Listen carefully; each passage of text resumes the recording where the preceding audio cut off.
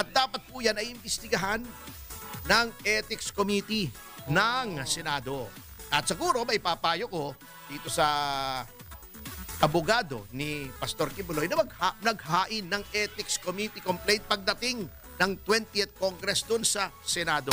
At sasamahan po siya kasi kailangan na pong tumigil itong ginagawang ito Yan. ni Senator. Hindi, ganito ho kasi yan mga kababayan. Meron ho kasing track record yang si Risa Hontiveros. Mamaya ho ipapaliwanag yan itong si Atty. Ferdy Topacio na talagang inaareglo ho niya yung mga witness na pinagsasalita niya dyan sa Senado.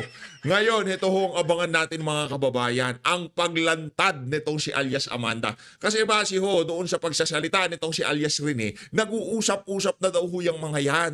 Nanghihingi na ho sila ng tulong dito kay alias Rene. Kinakausap ho siya na kung saan, kung meron pa siyang ebidensya kaugnay dito sa mga aligasyon nitong si alias Amanda, sa milyong-milyong membro nitong si Pastor Apollo Kibuloy, iisa lang ho ang nagreklamo sa kanya ng pang-aabuso at walang iba kung hindi itong si alias Amanda. Kaya hindi ho tayo magtataka o bukas sa makalawa, bigla hong lumabas yang si alias Amanda at sabihin niya, binayaran din ho ako ni Risa. Kada appearance ko sa Senado ay 500,000. Ang nakubra ko sa kanya ay mahigit 5 milyon na. Di ho tayo magtataka kung yan ang mga marinig nating litanya dyan sa ali na yan kung sakaling lumabas siya. Kasi yan nung ali na yan, hindi ho natin alam. Baka nakabantay sarado na ho yung ali na yan sa mga kondo ni Risa, di ba? Yun ang sinabi ni alias Amanda.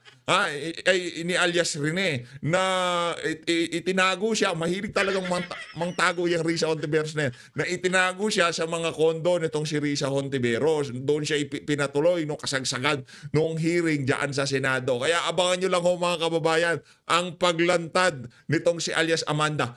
Base ho doon sa testimonya base ho doon sa testimonya nitong si alias Rene, itong yung binayaran ng 1 milyon ni Risa Hontiveros, nang hihingi na ng tulong yung kampo nitong si alias Amanda dahil mahina ang kaso nila laban kay Pastor Apollo Kibuloy. Ngayon, para sa mga mainstream media dyan na magtatanong kayo kung bakit nakapagpiyansa si Pastor Kibuloy, yan ho ang ebidensya. Umamin na ho si alias Amanda base sa testimonya nitong alias Rene na mahina ang kaso nila kay Pastor Apollo Kibuloy. Kaya mga kababayan, kung sakali hong makalaya si Pastor Kibuloy, wag ho kayong magtaka dahil yung mga binuhay na kaso, yung mga witness na babayaran di umano nitong si Risa Hontiveros dyan sa hearing sa Senado, naglalabasan na. At meron pa akong sasabihin itong si Atty. Ferdy Topacio dito, yung track record nitong si Risa Hontiveros na nung mga naunang panahon pa man, talagang gawain niya na ho yung magbayad ng witness na yan. Base ho yan dito kay Atty. Ferdy Topacio kasi pagkatapos niyang binayaran nagkaaminan. Ay hirap po kasi yung konsensya yun sisiraan mo yung tao, wala namang ginawang masama sa'yo. Makakakonsensya yun mga kababayan. Tingnan nyo naman nangyari dito kay alias Rene. Kaya ang pinakamaganda dyan, kung sakali para sa mga taga KOJC, yung mga wala na sa KOJC. Tingnan natin ngayong mga panahon na to, wala nang kahit 1 milyon pa ang bigay mo sa mga yan, hindi nila pagtataksilan itong si Pastor Kibuloy. At wala ko kasing excuse yan Yung ginawa nitong si alias Rene kahit na ilinahad na niya yung mga pangyayari kung paano siya binayaran. Yung tipong Damir Pak na ginawa mo yun sa isang tao na pinakitaan ka hindi katanggap-tanggap yan.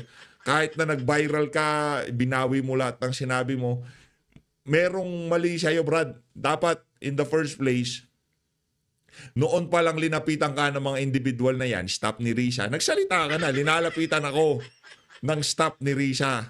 Diba? Nakipag-ugnayan ka kung kaninong mga otoridad, diba? Linabas mo yan.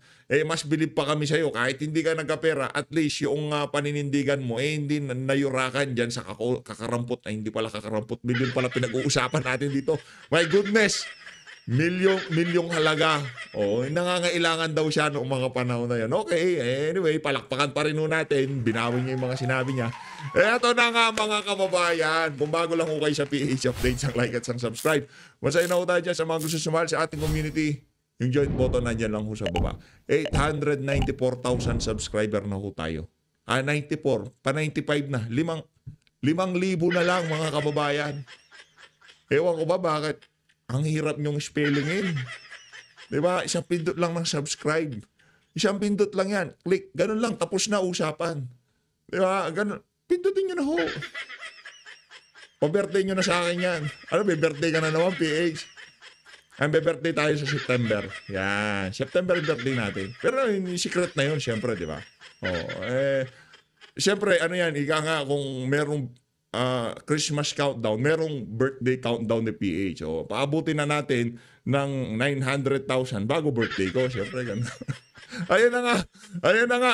Magkibalita ko tayo. Ito kasi, ang dami naman pasakali ni PH. Hindi, ganito lang ho yan mga kababayan. Pagka pinipick up na ng mainstream media, yung mga ganyang klaseng balita, na-allergic dyan si Risa. Bakit? Kakampi niya ho yung mga yan.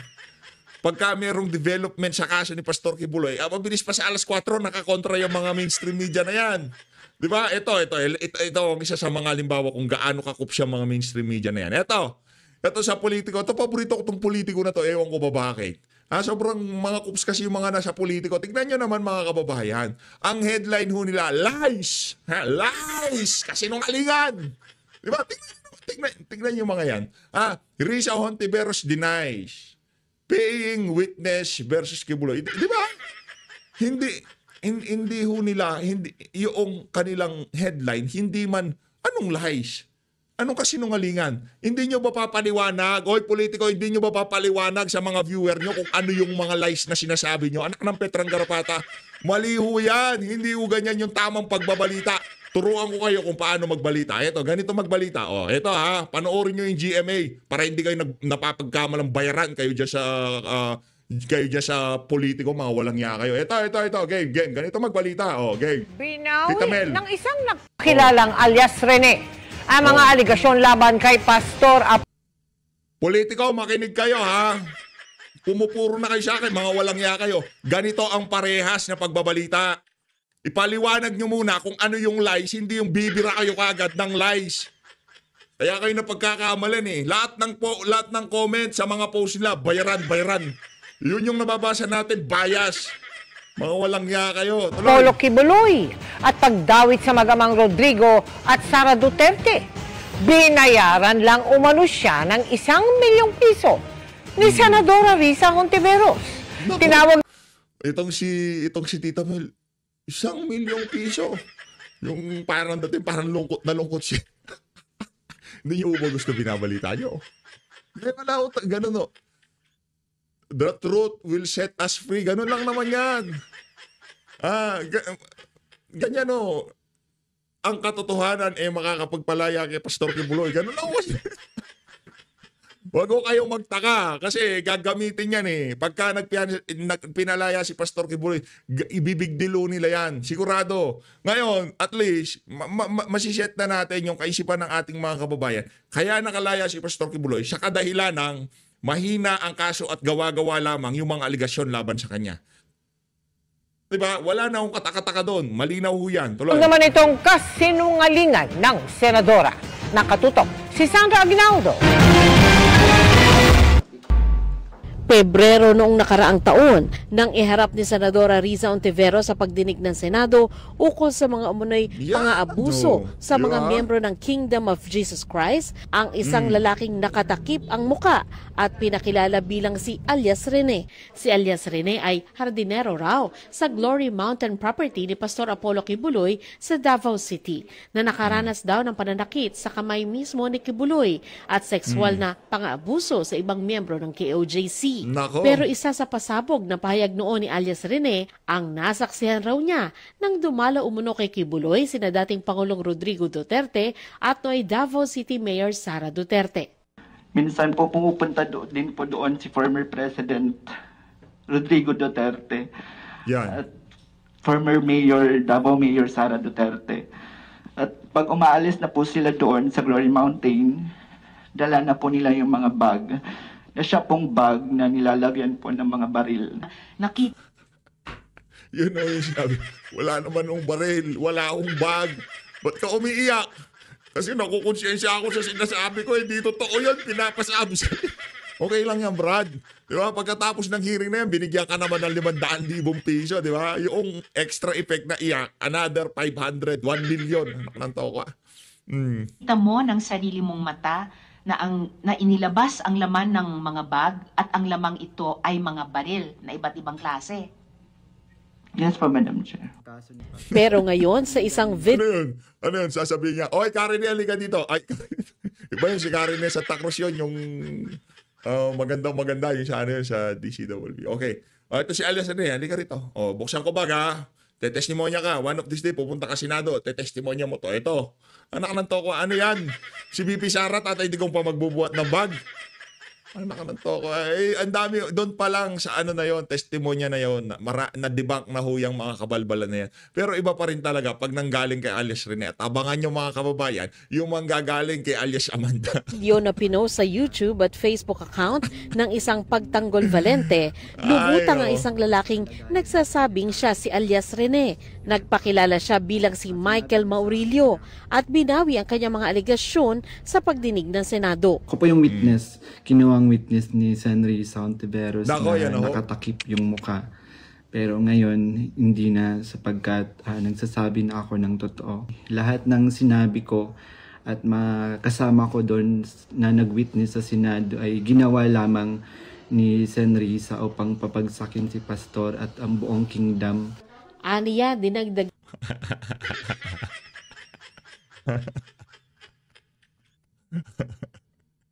Shout out, Risa. Sakit sa ulo, di ba? Yan ang problema pag nagbabayad ka ng witness. Dapat kasi huwag kayong magbayad ng witness. Ito po. Diba? Tama nga no yung sinabi niya, noong nagpunta ako sa Senado, nakatakip ang mukha ko. Umiiyak ako kasi nakukonsensya ako sa mga pinagsasabi ko. Pero dito sa isa na to, tatayuan ko to. Nandito na mukha. Diba? Ganun no. Saludo, Alias Rene. gan umano ng abogado mula sa opisina ni Senadora Riza Ontiveros ang kanyang affidavit. Wala rin daw katotohanan ang sinabi niya ukol sa mag-amang Duterte.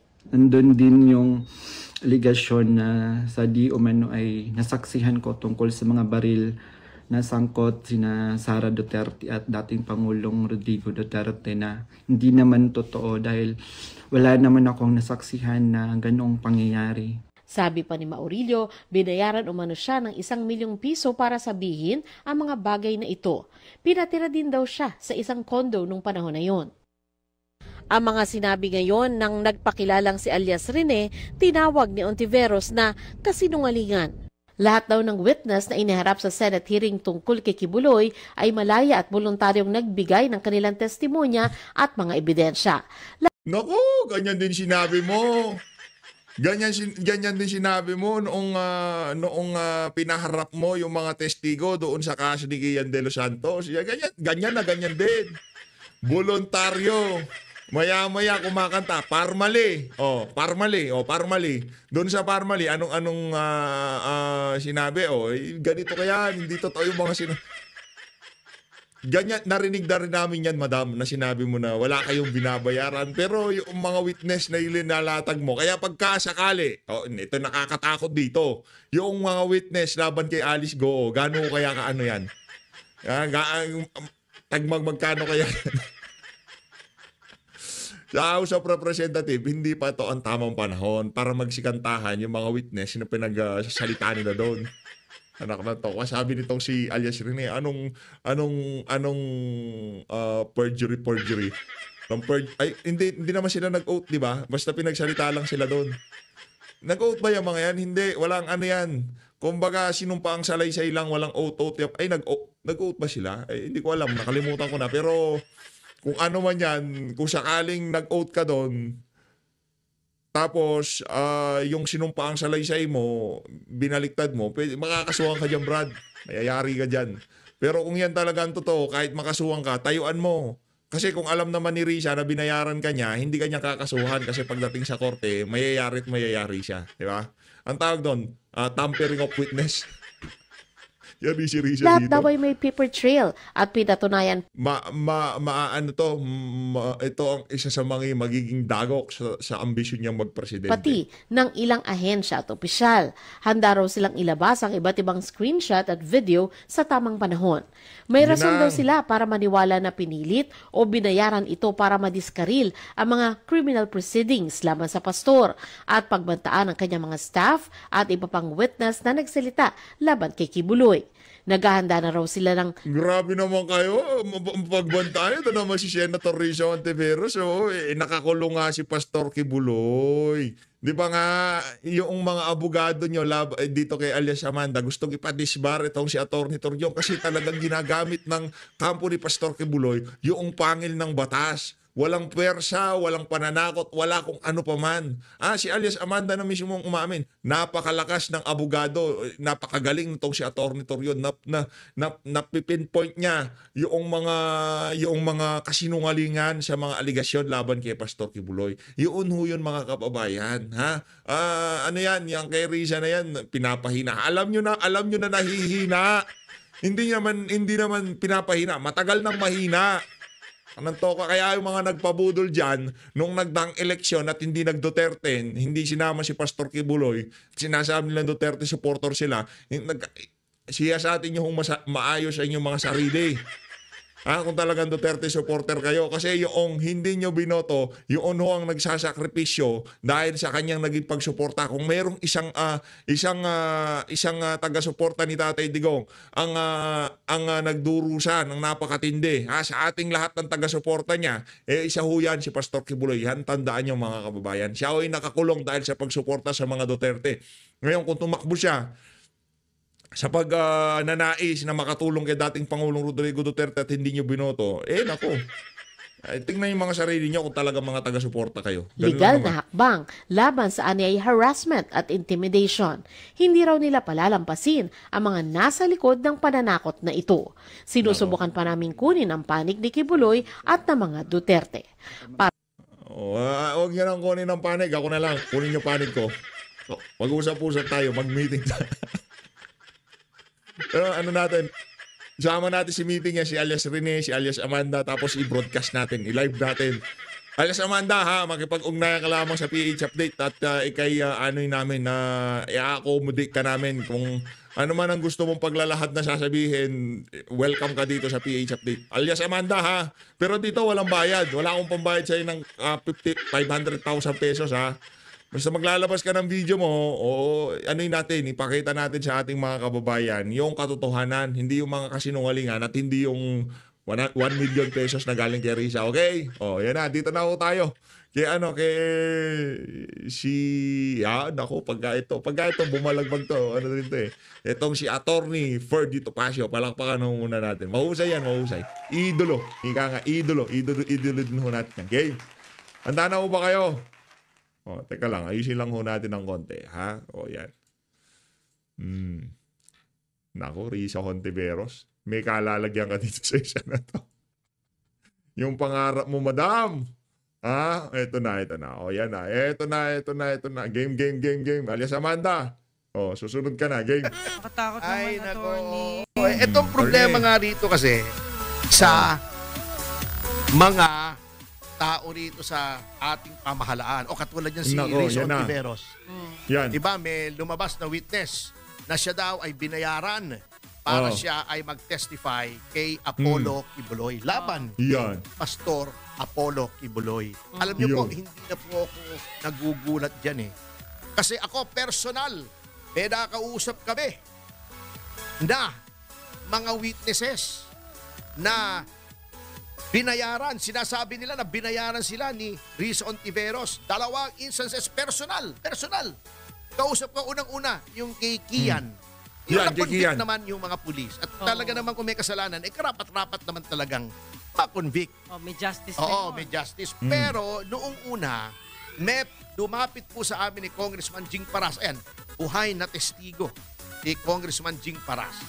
Yung tatay ng isang bata, nagre-reklamo. Minor ito Kinuha daw yung anak niya sa kanya nang walang pahintulot ni Risa Hontiveros. Kinuha ni Risa Hontiveros yung anak na walang pahintulot. Anak ng tokwa, ala Franz Castro rin pala tong si Risa, di ba?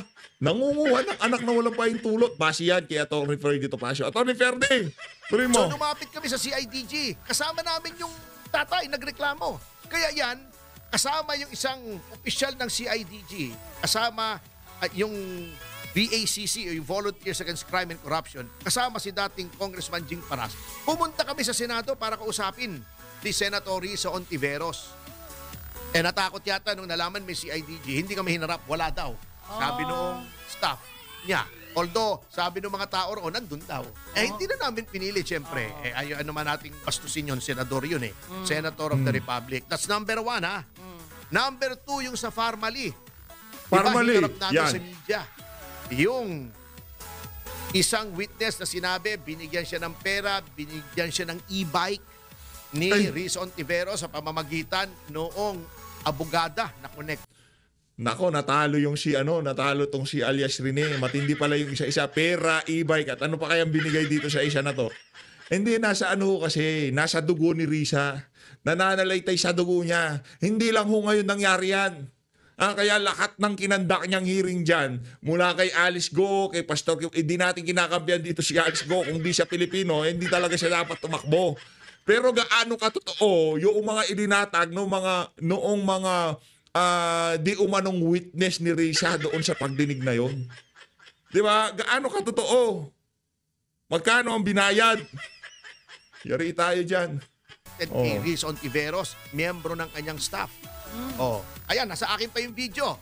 Nandyan pa rin sa online yung testigo yung video ng testigo. Kaya hindi lang may pagkakaila yun. Yung kay Kian, nandyan pa rin po online pag ni-research nyo. Kaya etong lumabas pong testigo na nagsasabing binayaran na naman siya ni Senator Risa Hontiveros para magtestigo laban kay Pastor Apollo Kibuloy, strike 3 na yan. Nako. Kay Risa Hontiveros. Ethics complaint na yan. Atty. Ferdy, di ba ko kayo pwede mag-file ng ethics complaint sa kanya sa ethics committee para matanggal na yung Risa na yan? Anak ng tokwa, ano yan malinaw yan di ba? Parang binababoy mo yung mga committee sa Senado, di ba? Yung maglalagay ka ng yung mga planted na witness. Tapos ite-televise yan sa buong Pilipinas. Yung witness, sisiraan niya lang itong isang tao dahil magiging kalaban nyo ito, kakampi to ni Duterte, di ba ganon? Dapat matanggal yan si Risa. Ethics na yan. Dapat ilagay na sa ethics. Sampahan na ng kaso yung si Risa. At huwag niyong sabihin hearsay o patay lamang sa mga media reports yung aming sinasabi. Sapagkat personal po, nakausap ng inyong abang lingkod, yung tatay ng minor na kinuha nung grupo ni Risa Hontiveros. Pati yung sa Farmally, kausap ko po, nandoon po ako nung binivideo yung kanyang testimony.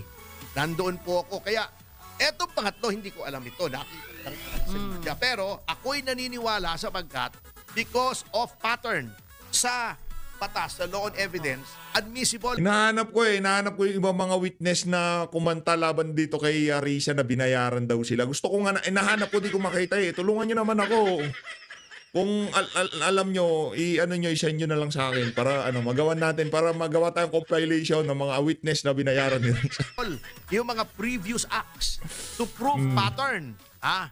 Halimbawa, ikaw ay inakusahan na binubugbog mo yung asawa mo.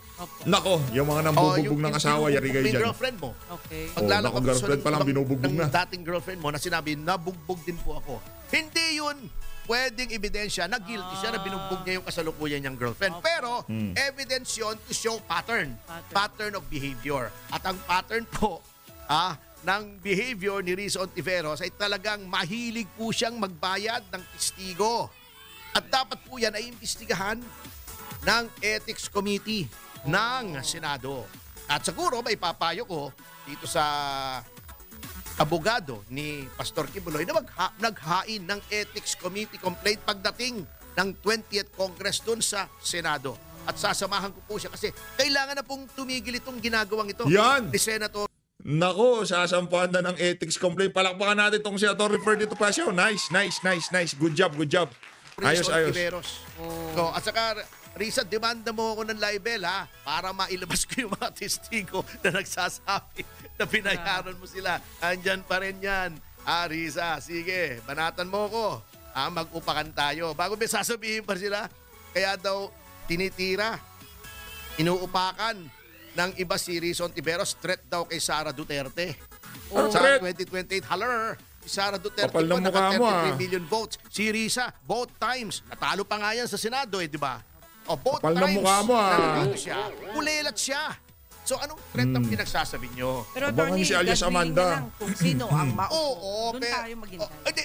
pero dapat malaman natin ang karakter ng mga gustong magpangulo. Yun na, Diba? tama. Oo. Ayun. Fair game, even Sara Duterte, yung history niya. Nako, lahat na lang nun, puro witness si Risa. Lahat na lang, di ba? Kung sakaling magpresidente si Risa, matakot na ho kayo mga kababayan. Di ba? Pagka merong hearing, ubos ang, kung dito sa administrasyon na to, ubos ang pera natin sa ayuda, pagka si Risa naging presidente, ubos ang pera natin sa kakasuhol. Kakabigay sa mga witness. Anak ng toko, di ba? Napakagalante. 1 milyon. Malupit ho. Is fair game. So with Risa Hontiveros, so with any other prospective presidential candidate. At sa notang yan, At hindi lang si Risa, dapat anoin natin dito sa isa na to ha. Maraming kinaladkad na pangalan. Itong si alias Rene. Nandiyan si Lagdameo, nandiyan si Nicolas Torre. Yan, Nicolas Torre na yan. Ako, ang sama ng ugali ng mama na yan. Merong Lagdameo, merong Nicolas Torre, at yung mga iba pang nag-uusap-usap na pangalan na hindi natin kilala na, yung mga staff ni Risa, yung mga chief of staff. Dapat ho, pati yan, ikalad ka rin natin para hindi naman sabihin ni Risa Hontiveros na siya lang pinatutungkulan natin. Okay? As always, maraming salamat ho sa pagsuporta sa PH Update. Mag-ingat ho kayo lahat. Mahalin natin ang Pilipinas. Saludo, kaya dito kay Atty. Ferdy Topacio. Sampahan nyo na ho yan. Dapat mabilis pa sa alas 4, sampahan na yan si Risa Hontiveros ng kaso dyan sa Ethics Committee. Maraming salamat ho mga kababayan.